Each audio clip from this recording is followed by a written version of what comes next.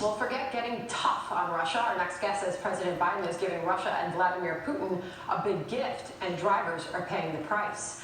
Oil expert Phil Flynn joining us now. Phil, as President Biden gets ready for his high-stakes meeting with Vladimir Putin, explain what exactly is going on here, and hello to you.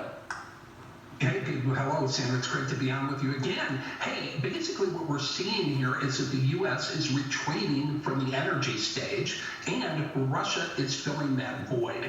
You know, under President Trump, the United States was competing with Russia and Saudi Arabia and became the world's biggest energy producer.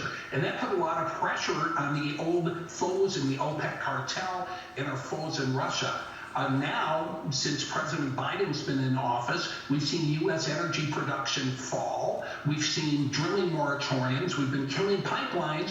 And at the same time, President Biden is approving pipelines in Russia, the Nord Stream pipeline, giving Vladimir Putin what he really wants, power. And energy production is power. I just don't think that President Biden gets that. Wow, it's really something to look at this crude oil chart on a year-to-date basis, now on a one-year basis, when we see the price continue to go higher. Talk about the real-world impact that Joe Biden's energy policies are having on prices, not just big picture like crude oil, but gasoline at the pump.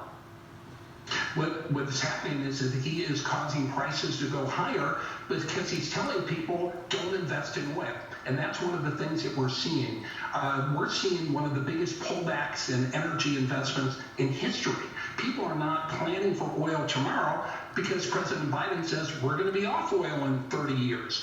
I don't think Russia or OPEC believes that. In fact, they're going to benefit from the U.S. retraction in that. And we're creating the blueprint for an energy shortage and an energy crisis in the future.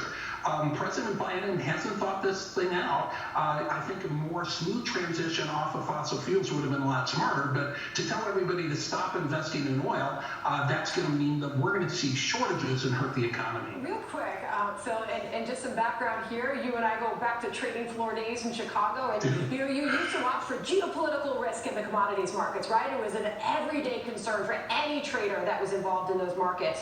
But then we became so energy independent that what was happening abroad wasn't such a concern. So what are markets watching as this summit is about to happen with Putin on Wednesday? What will you be watching? I think we're watching to see if President Biden gets tough on Vladimir Putin, and I don't think he will. And you're absolutely right. The U.S. energy producers took the global risk premium out of the market because they could raise production on a dime. But guess what? President Biden pulled back from that. And so when the U.S. producers do not control things, Russia and the OPEC does, that means that the geopolitical risk factor is getting back into those prices, and you and I are going to pay for it at the gas pump. You always make it so easy for everybody to understand. My friend Phil Flynn there in Chicago. Best to all the traders there. Say hi when you see them. Phil, great to see you. I will. They miss you. All right, thank you.